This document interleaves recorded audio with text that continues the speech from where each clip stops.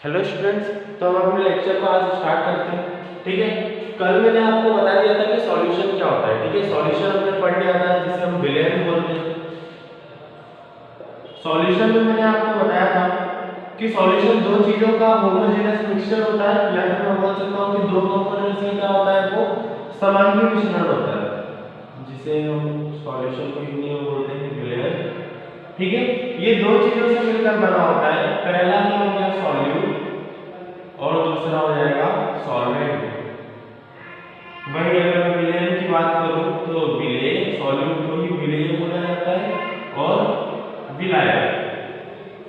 ठीक है, अब ये दो चीजों से मिलकर बना है, विलेय से और विलायक से। विलेय क्या होता है, तो कोई भी ऐसा कंपोनेंट जो कि सॉल्यूशन में प्रेजेंट नहीं कम मात्रा में, उसे हम बोलेंगे विलेय, और जो ज्यादा मात्रा में प्रेजेंट है उसे हम बोलेंगे विलायक। जो कम क्वांटिटी में प्रेजेंट है उसे हम सॉल्यूट बोलेंगे, और जो ज्यादा क्वांटिटी में प्रेजेंट है उसे हम सॉल्वेंट बोलेंगे। ये हमने कल पढ़ लिया। ठीक है, अब आज मैं बताने वाला हूँ आपको सॉल्यूशन के कितने टाइप्स होते हैं। तो सबसे पहले सॉल्यूशन के टाइप्स लिखने से पहले हमें पता होना चाहिए कि सॉल्यूट और सॉल्वेंट क्या है। तो सॉल्यूट और सॉल्वेंट बेसिकली क्या है, अगर देखा जाए तो एक मैटर ही है। ठीक है, मैटर में जिनकी कुछ स्टेट्स होती हैं, जैसे कि ये हो सकते हैं सॉल्यूट, ये हो सकते हैं लिक्विड, और ये हो सकते हैं गैस। सॉलिड मतलब ठोस, द्रव्य और गैस, इन तीन स्टेट्स में ये पाए जा सकते हैं। अब मुझे एक बात बताओ, सॉलिड भी हो सकता है सॉल्यूट, और सॉलिड भी हो सकता है कौन, सॉल्वेंट। लिक्विड हो सकता है सॉल्यूट भी हो सकता है लिक्विड में, और लिक्विड कौन हो सकता है, सॉल्वेंट भी हो सकता है। गैस भी क्या हो सकता है, सॉल्यूट हो सकता है और सॉल्वेंट भी हो सकता है। तो इसी आधार पे कि अगर हम उनकी फिजिकल स्टेट देखते हैं, फिजिकल स्टेट जो कि तीन है, सॉलिड, लिक्विड और गैस, इसके बेसिस पे उनके 9 टाइप्स होते हैं। ठीक है, सॉल्यूशन के फिजिकल स्टेट पे मतलब भौतिक रूप के भौतिक अवस्था पर अगर हम प्रकार देखते हैं तो 9 टाइप के होते हैं। पहला, सॉल्यूट में ले रहा हूं प्लस सॉल्वेंट। ठीक है, सॉल्यूट प्लस सॉल्वेंट में ले रहा हूं, तो इसमें जो पहला टाइप हो जाएगा वो हो जाएगा सॉलिड प्लस सॉलिड। हो सकता है कि जो सॉल्यूट में लिया था वो भी सॉलिड हो, सॉल्वेंट भी सॉलिड हो, तो सॉलिड प्लस सॉलिड ये भी एक सॉल्यूशन हो जाएगा। सेकेंड, हो सकता है कि सॉलिड हो प्लस लिक्विड हो। थर्ड, हो सकता है कि सॉलिड हो प्लस गैस हो। फोर्थ, हो सकता है कि लिक्विड हो प्लस सॉलिड हो। इसी टाइप से फिर तो हो सकता है कि लिक्विड हो और लिक्विड हो। अगला देखते हैं सिक्स्थ, तो हो सकता है कि वो लिक्विड हो सॉल्यूट प्लस यहाँ पे गैस हो। इसी टाइप से अब लास्ट जो देखते हैं, लास्ट जो 3 टाइप बचे हुए, हो सकता है कि वो गैस हो प्लस सॉलिड हो सकता है कि गैस प्लस लिक्विड हो, और लास्ट हो सकता है कि गैस प्लस गैस हो। 7, 8 और लास्ट 9। ठीक है, अब 9 टाइप के सॉल्यूशन हमें यहाँ पे दिख रहे हैं। हो सकता है कि जो सॉल्यूट था वो सॉल्यूट हो सकता है कि क्या हो, सॉल्यूट हो सकता है कि सॉलिड और सॉल्वेंट सॉलिड हो, सॉलिड और लिक्विड और solid gas liquid solid liquid liquid liquid gas gas solid gas liquid और गैस गैस। इस टाइप के 9 टाइप के सॉल्यूशन हो सकते हैं फिजिकल स्टेट के बेसिस पर। भौतिक अवस्था के अगर आधार पर हम देखते हैं तो विलेयन के 9 प्रकार हो सकते हैं, वो यही है। सॉलिड को हम ठोस लिखेंगे, ठोस ठोस ठोस और द्रव्य, और ठोस और गैस। ठीक है, इस टाइप से इसके कितने हो जाएंगे, 9 टाइप्स हो जाएंगे, 9 प्रकार हो जाएंगे। अब इनमें से अगर मैं एग्जांपल लेना चाहूँ तो सॉल्यूट हमेशा क्या होगा, कम मतलब कम क्वांटिटी में होगा, उसकी मात्रा क्या होगी, कम होगी सॉल्यूशन में, विलेयन में। तो सॉलिड कम होना चाहिए, लिक्विड ज्यादा होना चाहिए। कौन सा ऐसा सॉल्यूशन हो सकता है, salt plus water, salt plus water, जिसे हम क्या बोलते हैं, ब्राइन सॉल्यूशन। ठीक है, सॉल्ट प्लस वाटर का ही क्या बोलते हैं, ब्राइन सॉल्यूशन, या फिर NaCl सॉल्यूशन भी बोला जा सकता है, NaCl का एक्वस सॉल्यूशन। अब सॉल्ट की अगर मैं बात करता हूं तो सॉल्ट किस फॉर्म में रहता है, पाउडर फॉर्म में रहता है। पाउडर क्या है, सॉलिड है, तो सॉलिड की जगह क्या आ जाएगा, सॉल्ट, जो कि कम मात्रा में हम लेंगे, और वाटर की जगह क्या है, लिक्विड की जगह क्या आ जाएगा, वाटर, जो कि हम ज्यादा मात्रा में लेंगे। इस इसी टाइप से अगर सारे देखते जाए तो सभी के एक ना एक एग्जांपल हमें मिल ही जाएंगे। अभी आपके कोर्स में नहीं है इसलिए मैं इतना ज्यादा इसको डिफाइन नहीं कर रहा हूँ। अब आगे जो हम पढ़ने वाले हैं वो इसी से रिलेटेड मैं आपको जो बताने वाला हूँ ये जो हो गया हमारे फिजिकल स्टेट के बेसिस पे 9 टाइप्स के सॉल्यूशन, ठीक है। अब 9 टाइप्स के सॉल्यूशन के बाद आता है कंसंट्रेशन के बेसिस पे। तो मैं आपको कंसंट्रेशन के बेसिस पे कितने टाइप के होते हैं सॉल्यूशन वो तो नहीं बता रहा हूँ, लेकिन कंसंट्रेशन हम पढ़ने वाले हैं कि कंसंट्रेशन क्या होगा। तो देखो दो टर्म्स होती हैं, एक होता है कंसंट्रेशन जिसे हम हिंदी में बोलते हैं सांद्रता, और एक होता है डाइल्यूशन, ठीक है। डाइल्यूशन को बोला जाता है डाइल्यूशन का हिंदी मीनिंग क्या होता है अभी मैं पता करके या तो व्हाट्सएप ग्रुप पे आपको सेंड कर दूंगा। डाइल्यूशन और सांद्रता मतलब कंसंट्रेशन और डाइल्यूशन। अब कंसंट्रेशन क्या है? कंसंट्रेशन प्योर अगर हम बोलते हैं किसी भी सॉल्यूशन को, कंसंट्रेटेड सॉल्यूशन को, तो वो सॉल्यूशन क्या होता है? प्योर होता है, ठीक है। जैसे अगर कंसंट्रेटेड एसिड की अगर मैं बात करता हूँ तो कंसंट्रेटेड एसिड मतलब कि उसमें प्योर एसिड ही है, पानी की मात्रा या तो बहुत कम है या तो है ही नहीं, ठीक है। जो कंसंट्रेटेड एसिड होता है, कंसंट्रेटेड एसिड जिसे हम हिंदी में बोलेंगे सांद्र अम्ल, ठीक है। कंसंट्रेटेड एसिड जो होता है उसमें अगर हम लेबोरेटरी की बात करते हैं, लेबोरेटरी में जो एसिड होता है उसमें 98% एसिड होता है और 2% क्या मिलाया जाता है उसमें? वाटर, ठीक है। 98% एसिड है और 2% वाटर है। तो अगर मैं देखूं तो यहाँ पे प्योर हम क्या बोल सकते हैं कि वो प्योर एसिड ही है, ठीक है। वाटर मिला के उसका सॉल्यूशन जरूर बनाया जाए लेकिन वो प्योर क्या है? एक तरीके से एसिड है। इसी टाइप से कंसंट्रेटेड का मतलब होता है कि उसमें जो सॉल्यूट होगा उसकी मात्रा ज्यादा होगी, सॉल्वेंट की मात्रा कम होगी। Water is a universal solvent, ठीक है। हम वाटर को हमेशा क्या बोलते हैं? विलायक के रूप में ही जानते हैं। तो वाटर क्या है? एक तरीके से सॉल्वेंट है और या एसिड क्या है? सॉल्यूट है। सॉल्यूट में मिलाना, अगर मैं नमक और पानी के सॉल्यूशन में नमक की मात्रा ज्यादा कर दूंगा, पानी की मात्रा कम कर दूंगा, तो उस सॉल्यूशन को नमक का कंसंट्रेटेड सॉल्यूशन बोलेंगे, नमक का सांद्र विलयन बोला जाएगा। आया समझ में? अब कंसंट्रेटेड एसिड है तो कंसंट्रेटेड एसिड मतलब कि एसिड की मात्रा वहां पे ज्यादा होगी, बाकी अगर जो भी है वो सब इंप्योरिटीज है उसके लिए, तो उनकी मात्रा क्या होगी? कम होगी। अब इसी के बेसिस पे, कंसंट्रेशन के ही बेसिस पे कुछ मेथड्स होती है जिससे आप कंसंट्रेशन को व्यक्त कर सकते हो, मतलब कंसंट्रेशन को आप क्या कर सकते हो? एक्सप्रेस कर सकते हो। कैसे? तो अगर मैं कंसंट्रेशन की बात करता हूं तो किस टाइप से कंसंट्रेशन को एक्सप्रेस करूंगा, तो मैं उसकी मात्रा बताऊंगा, ठीक है। मैं बताऊंगा कि सॉल्यूट कितना है, तो वो सिंपली कुछ मेथड्स होती हैं उनके बेसिस पे हम करते हैं। पहला होता है परसेंटेज, ठीक है। ये सब कुछ आपका 12th में भी है, इसलिए अभी भी केवल इसका ब्रीफ दूंगा। 12th में बहुत ज्यादा इसका डिटेल है, तो अभी केवल हम ब्रीफ पढ़ेंगे सभी के, ठीक है। नॉर्मली मैं फॉर्मूला आपको बता दूंगा। परसेंटेज की अगर हम बात करते हैं तो आपने सुना होगा कि 40% ऑफ NaCl सॉल्यूशन। अब 40% ऑफ NaCl सॉल्यूशन का क्या मतलब है? तो परसेंटेज हमेशा उसको बोला जाता है, परसेंटेज को हिंदी में बोलते हैं हम प्रतिशतता, प्रतिशतता। अब परसेंटेज किसे बोला जाता है? अगर मैं बात करूं परसेंटेज की, तो विलायक के 100 ग्राम हिस्से में जो भी विलयन प्रेजेंट है, सॉरी जो भी विलय वहां पर उपस्थित है उसे हम परसेंटेज बोलेंगे। ये बहुत थोड़ी अजीब सी डेफिनेशन लगी होगी, मैं आपको बताता हूं कि जो सॉल्वेंट होता है उसके 100 पार्ट में, ठीक है, जो भी वहां पर सॉल्यूट प्रेजेंट है उसको उसका परसेंट बोलते हैं। मान लो फॉर एग्जांपल कि हमारे पास 1000 ग्राम का सॉल्यूशन, ठीक है, 1000 ग्राम का सॉल्यूशन है, उसमें 400 ग्राम किसके मिले हुए हैं? 400 ग्राम मिले हुए हैं इसके सॉल्यूट के, ठीक है। तो अगर मुझे इसका परसेंटेज निकालना है तो मास ऑफ सॉल्यूट अपॉन में वॉल्यूम ऑफ सॉल्यूशन या तो mass of solution into 100। Percentage हम ऐसे निकालते हैं। तो यहां पर हमने क्या कर दिया? 2 0 से 2 0 कैंसिल हो जाएंगे, 1 0 से 1 0, मतलब 40% हो जाएगा यहां पे सॉल्यूशन।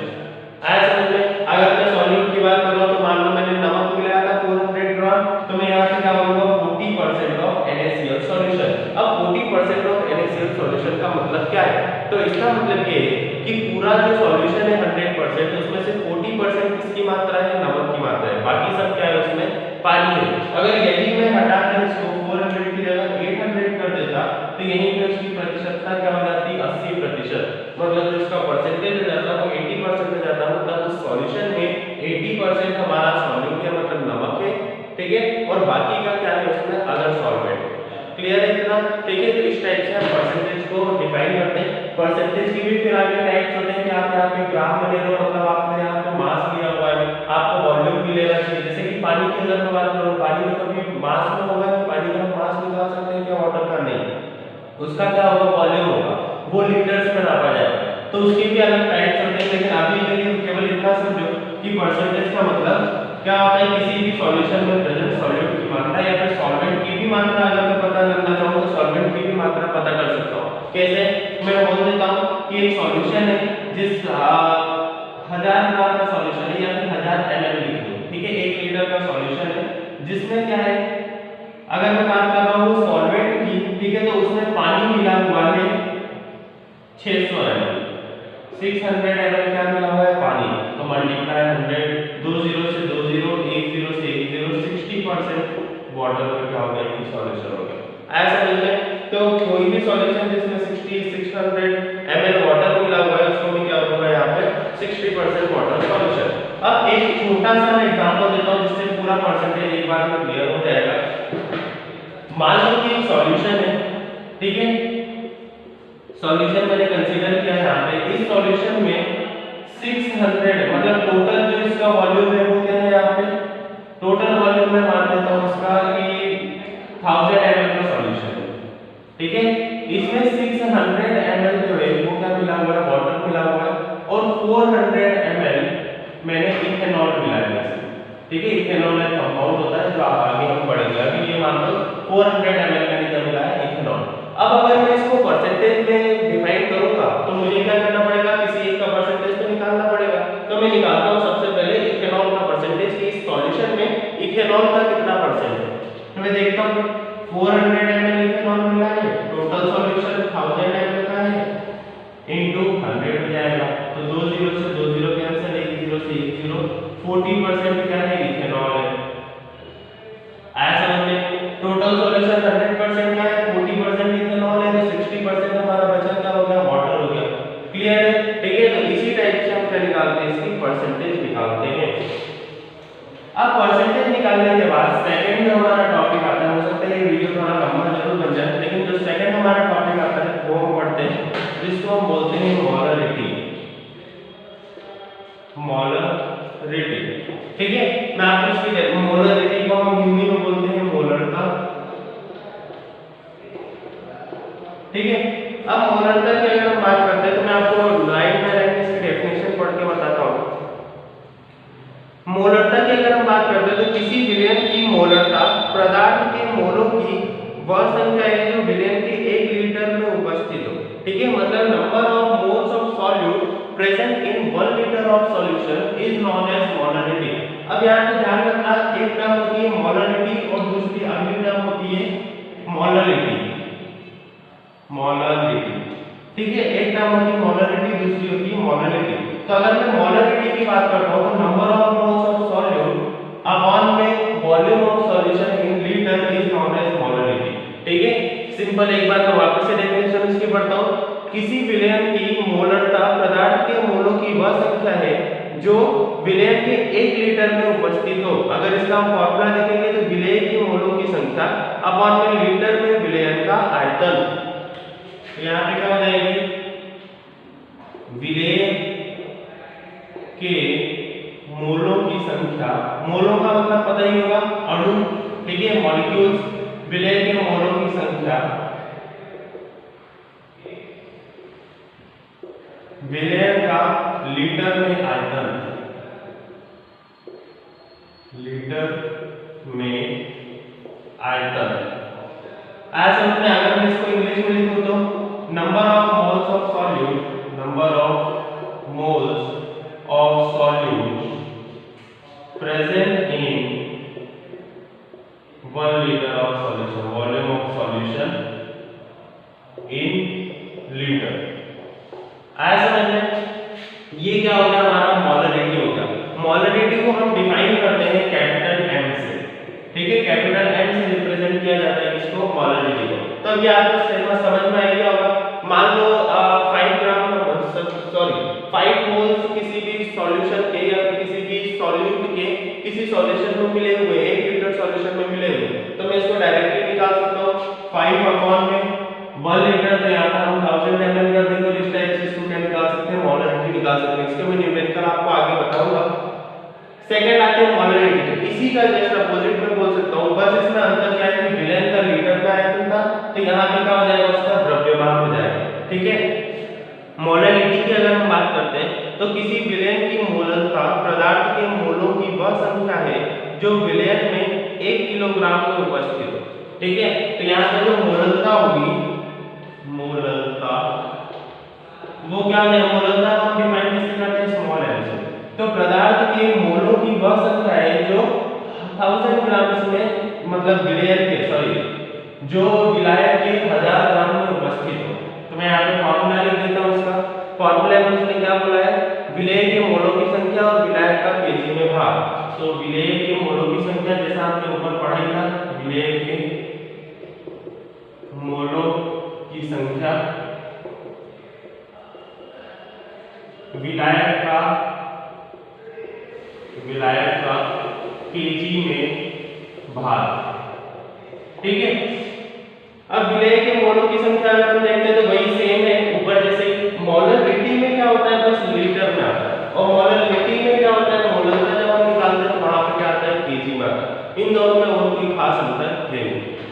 ठीक है, तो यहाँ पे बस क्या है, यहाँ पे विलेय का लीटर का आयतन हमें देना था, यहाँ पे विलायक का केजी में भार देना है। जब भी कोई ऐसा सॉलिड और सॉलिड वाला पार्ट हो, मतलब सॉलिड में हम सॉलिड को मिलाकर सॉल्यूशन बना रहे हैं, तो उसमें हम क्या निकालेंगे, उसकी मोलरिटी निकालेंगे। आई होप ये समझ में आ गया होगा। जब हमारा सॉल्यूशन की जो स्टेट होती है वो सॉलिड में होती है, ठीक है, जो ठोस अवस्था में अगर हमारा विलयन होता है तो उसे हम क्या करते हैं, उसका द्रव्यमान निकालते हैं, ना कि आयतन। अब इसके बाद आता है नॉर्मलिटी। तो नॉर्मलिटी क्या है, किसी विलयन की नॉर्मलता पदार्थ के ग्राम तुल्यांकों की वह संख्या है जो विलयन के 1 लीटर में उपस्थित हो। मैं यहाँ पे लिख देता हूँ नॉर्मलिटी। तो नॉर्मलिटी का सिंपली फॉर्मूला जब मैं इसको डिफाइन करूँ ध्यान से, और इसका अगर मैं फॉर्मूला लिखूँ तो gram equivalent of solute, equivalent of solute present in volume of solution in litre, volume of solution in litre. ठीक है, ये हो गई हमारी नॉर्मलिटी, जिसे हम बोलते हैं नॉर्मलता। ये हो गया हमारा नॉर्मलता। अब ग्राम तुल्यांक, ग्राम इक्विवेलेंट ऑफ सॉल्यूट क्या होता है, तो इसका भी फॉर्मूला दिया हुआ है। अगर हम ग्राम इक्विवेलेंट ऑफ सॉल्यूट देखते हैं तो इसको हम ऐसा भी बोल सकते हैं कि इक्विवेलेंट जो वहां पर भार है उसका सांद्रता ग्राम, 2 मिनट में आपको बताता हूं।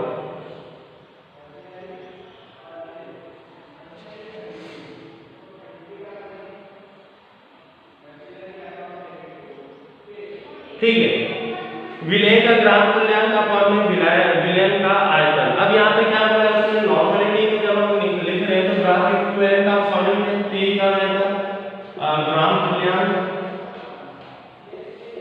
तुल्यांक इक्विवेलेंट को तुल्यांक बोलते हैं, तो विलय का ग्राम तुल्यांक अपॉन में volume of solution in litre. तो विलयन का लीटर में आयतन। ठीक है, ये हो जाएगा हमारा नॉर्मलिटी का फॉर्मूला। अगर हम नॉर्मलता का फॉर्मूला देखते हैं, सूत्र देखते हैं, तो क्या है, विलय का ग्राम तुल्यांक अपॉन में विलयन का लीटर में आयतन। तो ये हो गई हमारी नॉर्मलिटी। नॉर्मलिटी में भी सिंपल यही है।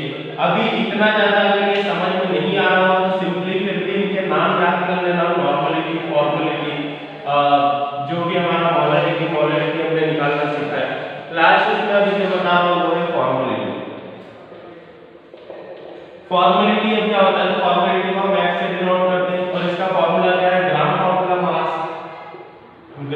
Formula mass of solute upon में volume of solution in litre, volume of solution in litre. ठीक है, gram formula mass of solute upon में volume of solution in litre. अगर हम फॉर्मूलिटी को फॉर्मूला से बोलते हैं, एक बार मैं चेक कर देता हूं। फॉर्मेलिटी को हम फॉर्मलता ही बोलते हैं, ठीक है।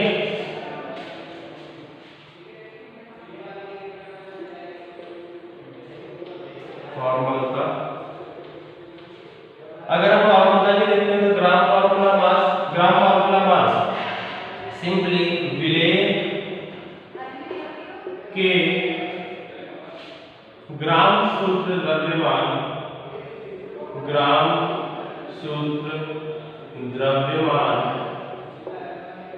अपॉन में